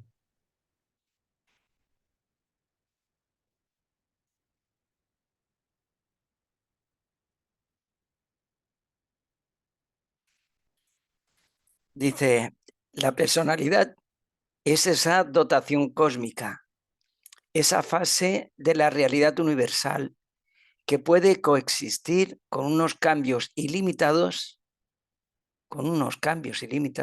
y al mismo tiempo conservar su identidad en presencia misma de todos esos cambios e indefinidamente después de ellos. Bueno, esto en el párrafo anterior lo aclaraba bastante bien. Y dice, sigue diciendo, dice, La vida es una adaptación de la causalidad cósmica original a las exigencias y posibilidades de las situaciones universales. Surge la existencia mediante la acción de la mente universal y la activación de la chispa espiritual del Dios que es espíritu. El significado de la vida es su adaptabilidad. El valor de la vida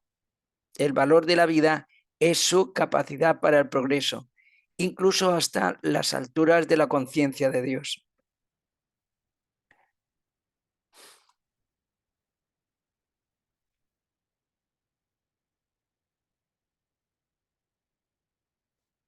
¿No hay preguntas? Seguimos.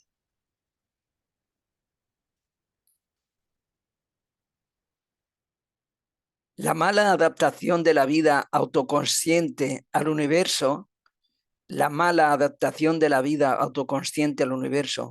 produce desarmonía cósmica. Y dice, si la voluntad de la personalidad diverge definitivamente de la tendencia de los universos, termina en el aislamiento intelectual, en la segregación de la personalidad. La pérdida del piloto espiritual interior sobreviene con el cese espiritual de la existencia. Así pues, la vida inteligente y progresiva es, en sí misma y por sí misma, una prueba incontrovertible de la existencia de un universo intencional que expresa la voluntad de un creador divino. Y esta vida, en su conjunto, lucha por alcanzar los valores superiores, teniendo como meta final al Padre Universal. Aparte de los servicios superiores y casi espirituales del intelecto, la mente del hombre solo sobrepasa el nivel animal en cuestión de grados, como lo ha dicho el hermano antes, ¿no? Solo por el sexto y el séptimo y sabiduría. Dice, por eso los animales que carecen de culto, era mío. Por eso los animales que carecen de culto y de sabiduría no pueden experimentar la superconciencia, la conciencia de la conciencia. La mente animal solo es consciente del universo objetivo. Muy bien, muy bueno. Marcelino, en este primer párrafo dice que la mala adaptación de la vida autoconsciente al universo produce la desarmonía cósmica. Yo pienso que la gran mayoría bueno, no sé, la gran mayoría de los seres humanos estamos en esa desarmonía cósmica porque estamos adaptándonos a esta vida espiritual, digámoslo así.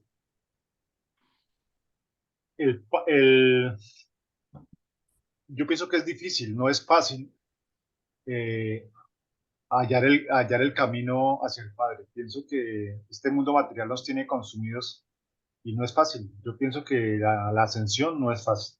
Es mi idea de lo que entiendo en este párrafo. Adelante, Miguelito. Pues sí, que tienes razón. Lo que pasa es que me entristece mucho el comentario que has hecho de que la sociedad en general, yo creo que más que la sociedad en general, estamos manipulados por los 4 políticos gerifaltes que tienen el poder económico y todo esto, el consumismo, el petróleo, las farmacéuticas, o sea, al fin y al cabo yo creo que son ellos los que mueven todo. Bueno, ya no hablemos de los medios informativos, de los medios desinformativos, porque no nos informan, nos desinforman, nos llevan a la esclavitud intelectual y mental. Entonces, ¿hasta qué punto nosotros podemos ser culpables de todo lo que estamos pasando? ¿No? Yo creo que si hubiera, y esto no es un pensamiento político, no, es un pensamiento que yo creo que está con armonía de las enseñanzas del maestro. Si esas riquezas se distribuyeran de una manera más equitativa, sin decir que sea todo el mundo igual, no, para nada. Hay personas creativas, hay personas empresarias que tienen esa iniciativa y esa creatividad para llevar una economía, para llevar tal, pero desde una ética, desde una moral, desde una un respeto a los derechos y a la dignidad de los demás, sin el ego, como nos remarca continuamente Marcelino, ¿no? Que la gente solo piensa eso en resultados, las empresas, los accionistas solo quieren más. Entonces, claro, ¿cómo no vamos a sufrir los que estamos a pie de calle? No nos queda más remedio que aguantar lo que nos echen. ¿Qué pasa? La gente tiene que trabajar, los padres me refiero, ¿y qué hacen eso? Hace que los niños estén más por la calle, por decir algo, en general, y no hay ¿cómo se dice? Ahora no me sale la palabra, una socialización de la familia. La familia no puede.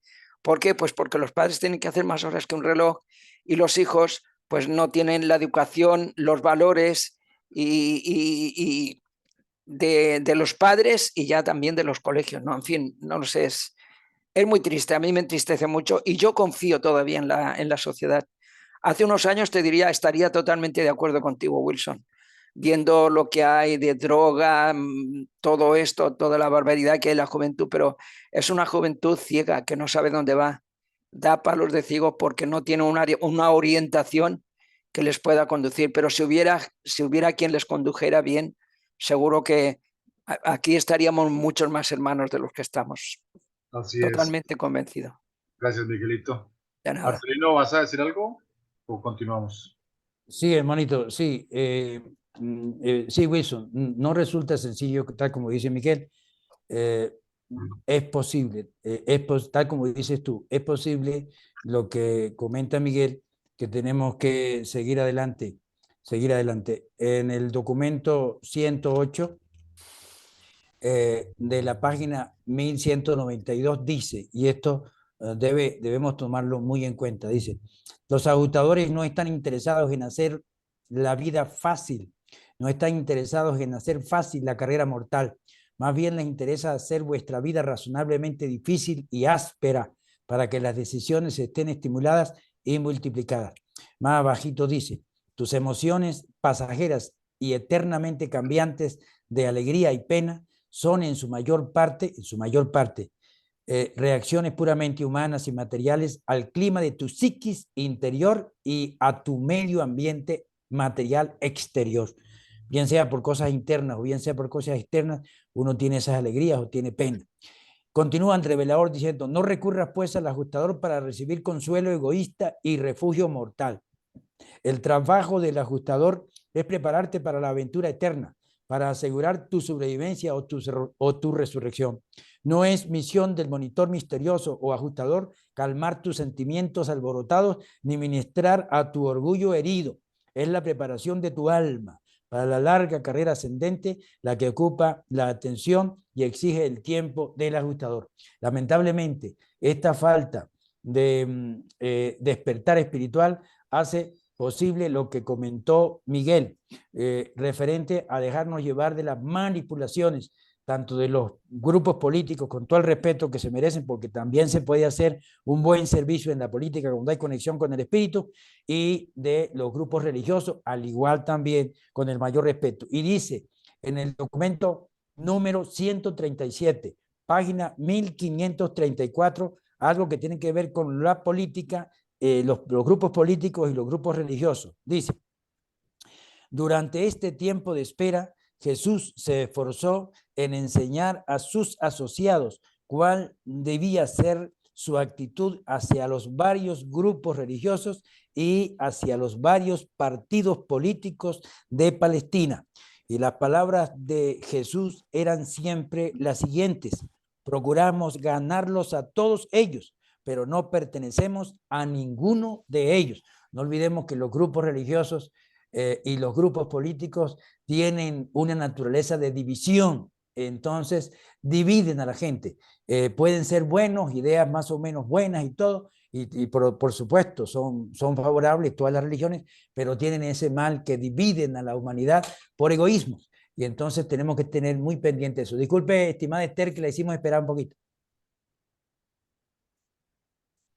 Adelante, mi querida Esther Andrade. Bueno, yo estoy de acuerdo con lo que... Hola. Hola, hola. Estoy un poco despeinada, bueno, no importa. Igual soy linda. Bueno, imagínense que yo estoy de acuerdo con lo que decía Miguel. Pero sí difiero mucho de la expresión de que es difícil y que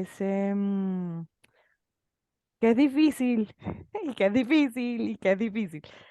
Mm, yo pienso que, fíjate que hay un tema ahí de creencias.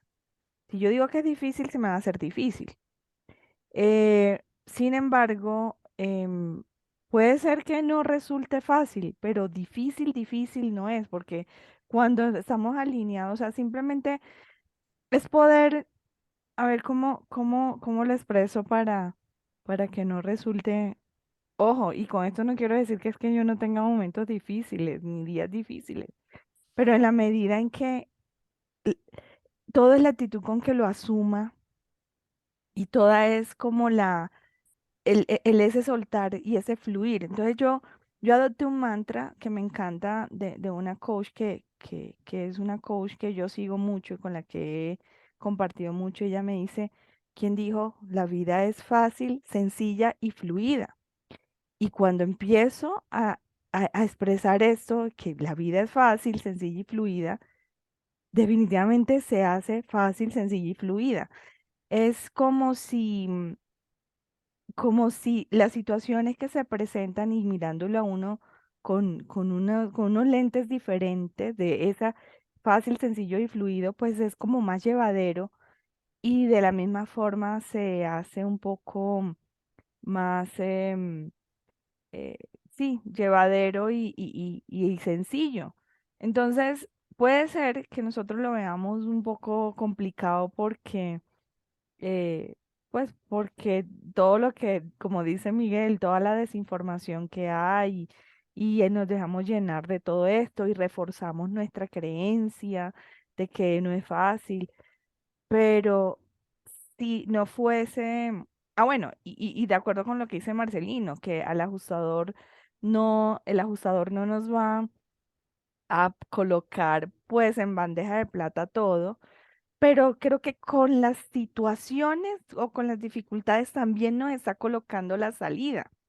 Y si nosotros nos colocamos así y nos enfocamos solamente en la dificultad, pues obviamente no vamos a ver la salida, que ahí en la salida es donde está el recurso, porque yo creo que es eh, cada situación tiene una perlita, tiene la perla del crecimiento, tiene la perla del el recurso que el ajustador quiere que nosotros recojamos.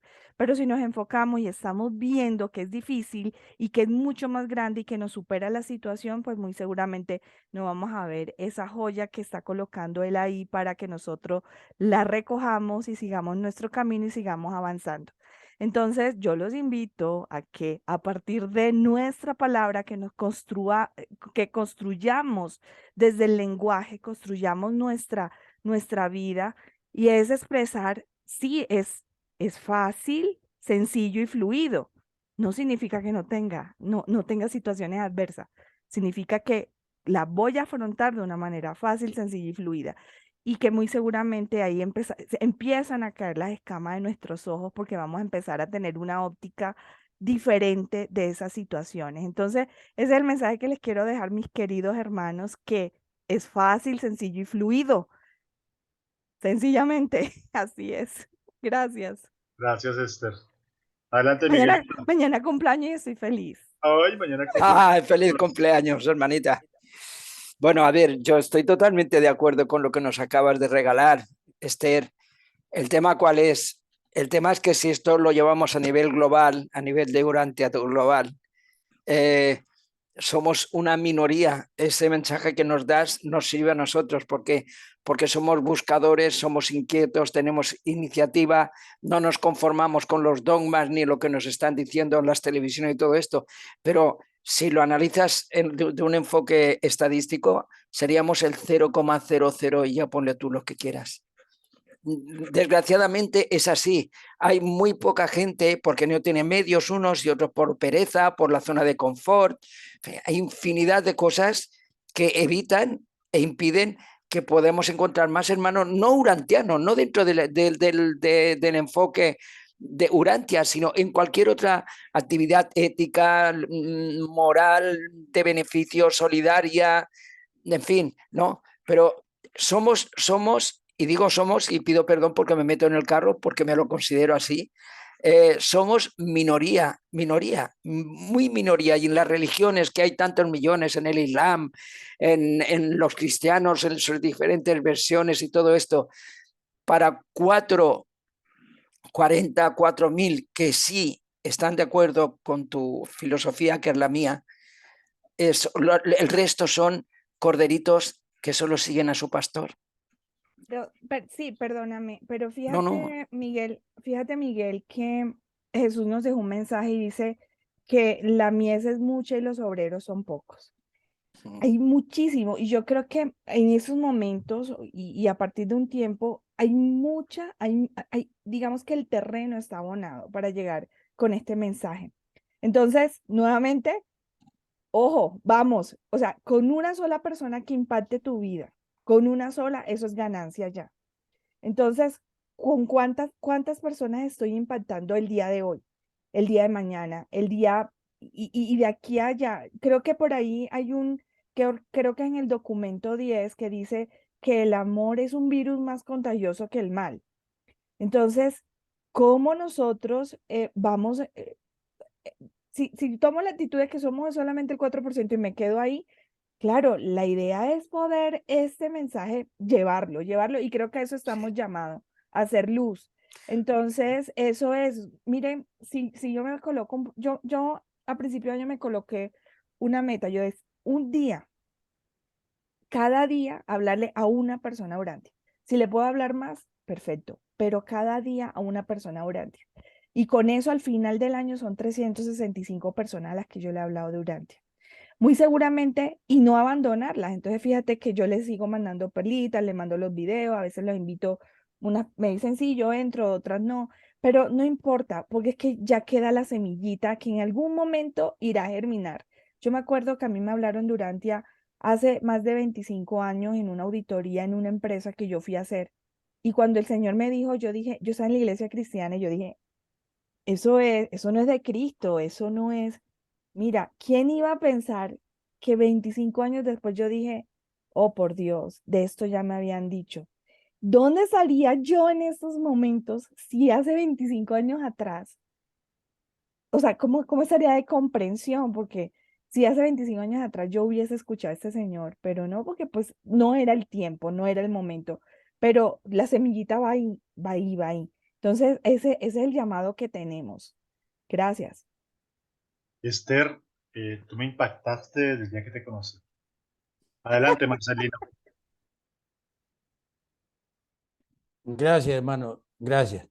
Pero mire, Esther, sí, esa es una técnica favorable, especialmente para aquellas personas perezosas, aquellas personas que se conectan siempre con el ego a justificar todo. No, porque no hago esto, por aquello. De manera que ese tipo de técnica es más que todo para que la gente sepa que sin esfuerzo no hay ningún logro. Pero indiscutiblemente que cuando uno ha transitado, por ejemplo, en el caso personal de 45 años de deseo de servicio, uno tiene que saber que esto no es algo como para decir soplar y hacer botella, como decimos aquí en Venezuela. Hay que tener disposición, pero aun cuando se presente todo, y ese es el mensaje básico, siempre pensar es posible, aunque no sea fácil, siempre es posible. Y a través de la fe y la confianza es posible. Dicen los reveladores que dentro de nosotros, cuando encontremos algo imposible, dentro de nosotros hay alguien que lo hace posible y lo hará. Sin embargo, aún con todo esto que nos dice Esther, indiscutiblemente favorable, Esther, eso es favorable porque es simplemente crear un ambiente de ser optimista, optimismo. No obstante, Jesús no habla de esa manera como Esther, aunque por supuesto Jesús no dice que es difícil. Jesús siempre está dispuesto a que sea un reto en uno.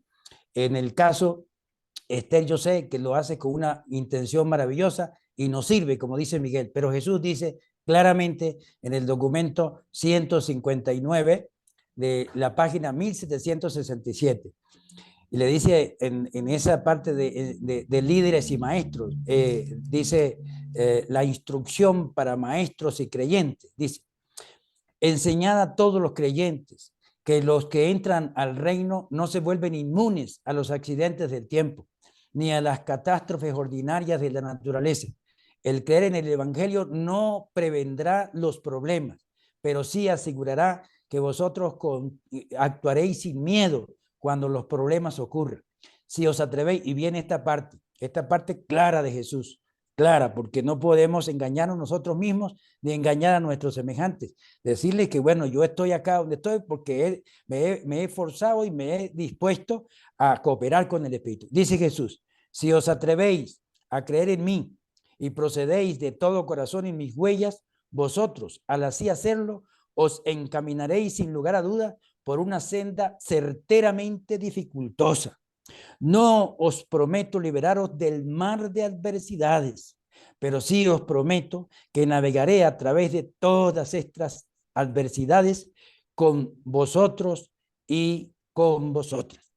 Entonces, no resulta fácil. Por eso a Marcelino no le ha resultado fácil. Y los reveladores, pero ha resultado posible. Y aquí estoy. Marcelino. Y sigo adelante en esto. Disculpe, Ter, déjeme terminar con su permiso, pero es rapidito. 2 párrafos más. Dicen los reveladores para confirmar esto. En el documento número 100 de la página 1097. Dice, en vista de que nosotros tenemos una naturaleza no como arcángeles, no somos creados como arcángeles, venimos del polvo y venimos del animal, y por eso ellos nos dicen lo siguiente: las perplejidades religiosas son inevitables, no puede haber crecimiento ninguno sin conflicto psíquico y agitación espiritual. La organización de una norma filosófica de mente, dice, la organización de una norma filosófica de vida supone una conmoción considerable en los dominios filosóficos de la mente. No se ejecutan lealtades a favor de lo grande, a favor de lo bueno, a favor de lo verdadero y a favor de lo noble en ausencia de la lucha. El esfuerzo se dirige a aclarar la visión espiritual y a aumentar la compenetración cósmica, pero el intelecto humano protesta cuando se le quitan energías no espirituales, es decir, cuando se le quitan energías egoístas de existencia temporal. La mente indolente animal del ser humano se revela ante el esfuerzo necesario para luchar con la solución de problemas a nivel cósmico. Y termino con esto, estimada Esther, que nos dicen los reveladores para que sepamos que tenemos un reto, pero que es posible con nosotros. El documento 154, página 1719, dice: es necesario enfrentar las dificultades del universo y aprender a salvar los obstáculos planetarios como parte del entrenamiento por medio de la experiencia o provista para el crecimiento y desarrollo, el perfeccionamiento progresivo del alma evolutiva de las criaturas mortales. La espiritualización del alma humana requiere una experiencia íntima del proceso educacional que significa resolver una amplia gama de problemas universales reales. La naturaleza animal y las formas más bajas de las criaturas dotadas de voluntad y de inteligencia no progresan favorablemente en un ambiente fácil. Repito, la naturaleza animal y las formas más bajas de las criaturas dotadas de inteligencia y voluntad no progresan favorablemente en un ambiente fácil. Las situaciones problemáticas combinadas con los estímulos del esfuerzo conspiran o se unen para producir esas actividades de la mente, del alma y del espíritu que contribuyen poderosamente al logro de objetivos valiosos, de progreso mortal y alcance de niveles más altos de destino espiritual. Adelante, disculpe, estimada Esther. No, se marchó. Marchó porque Por eso- tenía que salir. Por eso quería intervenir antes para decir lo que fuera. Bueno, No sabía que se iba, no sabía que se iba. Bueno. no, ninguno. Bueno, Marcelino, entonces nos quedan 5 minutos. No sé si terminamos con otro. ¿Este ya lo vimos? Sí, ya lo vimos. Si quieres, Miguelito, terminamos con este y dejamos acá. Vale.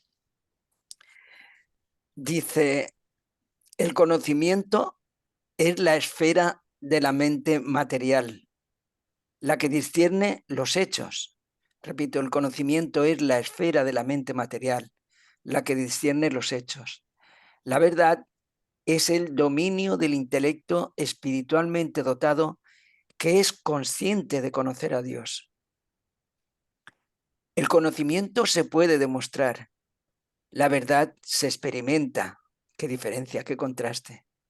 Lo vuelvo a leer. El conocimiento se puede demostrar. La verdad se experimenta. El conocimiento es una posesión de la mente. La verdad es una experiencia del alma, del yo, de nuestro yo que progresa. Y dice, el conocimiento es una función del nivel no espiritual. La verdad es una fase del nivel mental espiritual de los universos. La visión de la mente material percibe un mundo de conocimiento basado en hechos. Repito, la visión de la mente material percibe un mundo de conocimiento basado en hechos y la visión del intelecto espiritualizado discierne un mundo de valores verdaderos. Y termina diciendo que estos dos puntos de vista, sincronizados y armonizados, revelan el mundo de la realidad en el cual la sabiduría interpreta los fenómenos del universo en términos de experiencia, qué bonito, de experiencia personal progresiva. Fantástico. Octavio, adelante, por favor. Yo no quiero hacer un comentario y a la vez una pregunta a quien quiera o pueda responderla. A mí me llama mucho la atención, este documento es sumamente profundo y pareciera que está resumido todo el contenido profundo del libro de Urantia, pero a mí me llama la atención por qué con los apóstoles no se dio esta información con tanta profundidad como con este maestro y con Ganit, que era un joven, y después parece que Jesús ya no lo, ya, a menos que yo esté mal, ¿verdad? Pues no lo he visto en el libro, pero me llama la atención por qué con los apóstoles no tuvieron este tipo de profundidad en el conocimiento. No sé qué puedan comentar. Gracias. Marcelino, Miguelito, adelante. Adelante, hermano Miguel. Sí, bueno, como siempre es mi opinión, siempre por delante, que es lo que yo diga aquí, es mi simple opinión, Octavio. Vamos, yo pienso, bueno, es una teoría que yo tengo. El maestro cuando eligió los 12 apóstoles, entiendo, porque después en el libro nos marca muy bien las diferencias y la distinta personalidad que tenían unos de otros. O sea, los hermanos, no sé si eran Alfeo, creo que eran todos muy distintos, y yo pienso que Jesús en su sabiduría eligió perfiles distintos para que conectaran con distintas personas allá donde iban a predicar. Pero aún así, todo el nivel, y esto vuelvo a repetir, es una opinión mía, el nivel intelectual de los apóstoles creo que debía ser de alguna manera o un poco inferior al de Ganit, porque estamos hablando de unas personas con que tienen un nivel de filosofía y de enseñanzas muy elevado, además de que estuvo 2 años con ellos y tal, o si voy equivocado y a lo mejor el perfil de los apóstoles no era tan bajo, sí creo que a lo mejor les enseñaba a los apóstoles a ese nivel para que a su vez pudieran transmitir al pueblo, o sea, al pueblo, a los ciudadanos. Imagínate, Octavio, que de pronto Jesús, en lugar de hablar con parábolas y con frases sencillas y buenas de entender, les hablara al nivel que le está hablando, que está filosofando con Ganit. El pueblo no se enteraría, creo yo. Somos nosotros a este nivel ya, y con el conocimiento del libro de la Revelación, y a veces nos cuesta entender cuando ni más. Bueno, esa es creo que me he expresado bien. Esa es la respuesta que yo puedo darte a tu inquietud, pero que es mía nada más, Octavio. Pero a mí me llama mucho la atención los niveles de profundidad de conocimiento en esta situación con los apóstoles. Imagínense si los apóstoles hubieran captado esto desde un principio, nos hubiéramos ahorrado muchos años. Sí, no lo sé. Gracias. Oli, adelante, por favor. A ver, yo quería agregar 2 cositas a raíz que Miguel ya lo dijo, que en realidad yo creo que él estaba muy consciente del nivel que tenían. Creo que el único era Tomás, que era el ver para creer, era como el más acercado a la ciencia. Y por eso yo creo que su mayor discurso fue a través de parábolas. Y las parábolas tienen más profundidad que toda la ciencia misma, para mí. Eso es para Octavio. Y por otro lado, Wilson, abajo había en el último reglón de lo que tenías puesto, algo que a mí me parece muy interesante con relación a la ciencia. No sé si puedes poner el último párrafo. Estos dos puntos de vista sincronizados y armonizados revelan el mundo de la realidad, en el cual la sabiduría interpreta los fenómenos del universo en términos de experiencia personal progresiva. Eso me mata, porque realmente yo creo que tanto el científico como el filósofo, todas las tendencias humanas, yo creo que es una experiencia personal. O sea, eso yo creo que es lo más relevante, que no podemos juzgar que todo está en base a la ciencia, sino que sea una experiencia progresiva y personal, basada en los hechos y en los fenómenos que uno puede a veces ver o dilucidar. Eso sería nomás. Gracias, Wilson. Muy bueno, Oli. Bueno, bueno. Lino, no sé si algo que agregar. Sí, sí, estimado Miguel, como tú comentaste, dicen los reveladores, ojalá nos esté escuchando Octavio, estimado Octavio, dicen los reveladores que Jesús se esforzó para compartir o enseñar a sus discípulos, tratando de no darle más de lo que podían comprender. Él trató de esforzarse en hablarle en forma directa a los discípulos en todo lo que Jesús pensó que podían comprender. No obstante, en algunas oportunidades, él incluso dice que pasó una noche pensando y pensando y finalmente decidió no insistir más en que los apóstoles lo tomaran de otra manera, ya que era enormemente difícil para él tratar de quitarles de la mente ese concepto del Mesías esperado.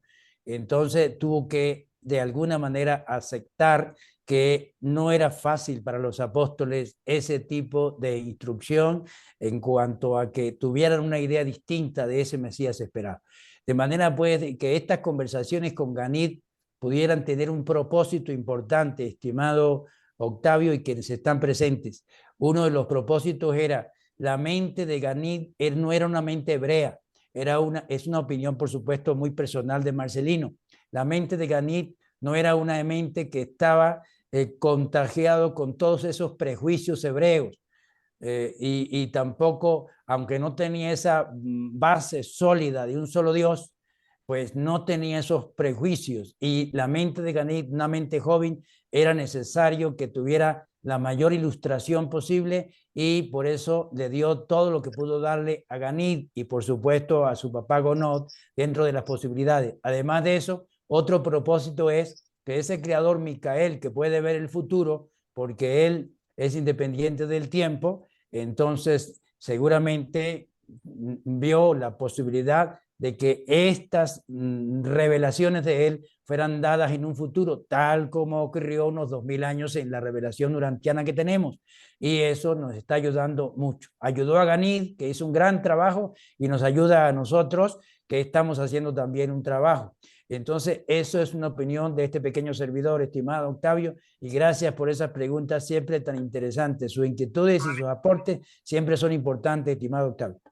Y perdón, porque pareciera, por ejemplo, que el Maestro Jesús ahí está hablando de la quinta revelación, de lo que nosotros ahorita estamos aprendiendo, pero con los apóstoles se quedó en la cuarta revelación. Entonces a mí se me hace muy interesante, ¿no? Porque en esta reunión con Ganid y el maestro sí lo expresó y en la otra no. ¿Quién sabe? A lo mejor no era el momento, como usted dice, y no tenía, no sé por qué no creció más el conocimiento parejo para todos, pero bueno, vamos a dejarlo ahí. Gracias, Gracias. Octavio. Gracias, Octavio.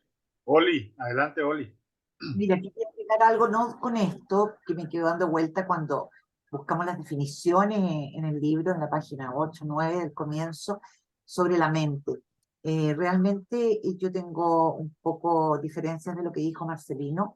que realmente hoy en día hay una corriente muy grande en los médicos con la neurociencia y la biodecodificación.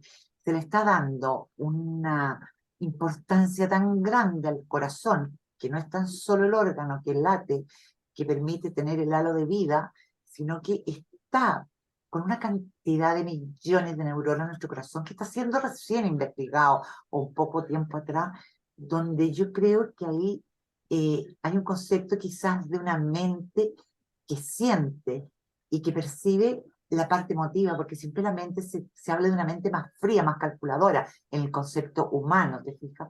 Pero este tema sería de investigarlo, porque hoy en día en estas dos paradas que están los médicos, te digo, con la biodecodificación y la neurociencia, están hablando de un corazón que estaría, yo creo, casi compenetrado con esa mente que necesitamos que sea más humana, con emociones y sentimientos. Así que, ojo con eso.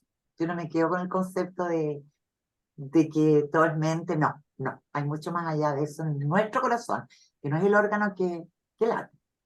Gracias, Oli, gracias. Miguelito, ¿vas a hablar nuevamente? No, sí, muy corto para Octavio, bueno, para todos también, para que veamos el nivel mental de Ganit respecto a los apóstoles. ¿Qué nivel debían tener los apóstoles cuando entre ellos se peleaban, tenían celos y cada uno quería tener el lugar prominente? ¿Qué nivel tenían los apóstoles cuando Jesús le lavó los pies y dijeron que ellos nunca lo harían? O sea, para mí eso me da una medida de cómo eran seres normales y corrientes, que después tenían que llevar ese mensaje a otra gente, a otras gentes normales y corrientes. Sin embargo, no sé por qué me da la impresión de que Ganit, al ser ya pues hijo de un rico mercader y tal, seguramente que debía tener un nivel de intelecto algo más alto. Esto ya vuelvo a decir que es de mi propia cosecha, y el nivel de explicaciones del maestro estaba a la altura de esa mente, creo, un poquito más ilustrada que los apóstoles, por decir algo nada más. Dale, Miguelito, te agradezco mucho tu colaboración el día de hoy. He disfrutado un montón de leer. Bueno, Marcelino no me ha dejado leer mucho, la verdad es que... Pero ya quedas pero muy bien. Además tu estilo, hermano, de leer es muy interesante porque hace énfasis, repite, es muy ameno y sobre todo muy, muy ilustrativo y didáctico. Pues todavía me reprimo, Octavio. No, usted proceda, es para aprender. De hecho, vale. Le digo algo, de hecho yo preferiría que fueran así las reuniones, pero bueno, cada quien, ya cuando usted tenga su canal lo hace así. Gracias. Gracias, Octavio. Bueno, mis queridos hermanos, nos vemos mañana. Mañana creo que Marcelino es el expositor, ¿no? Marcelino, tú tienes mañana exposición.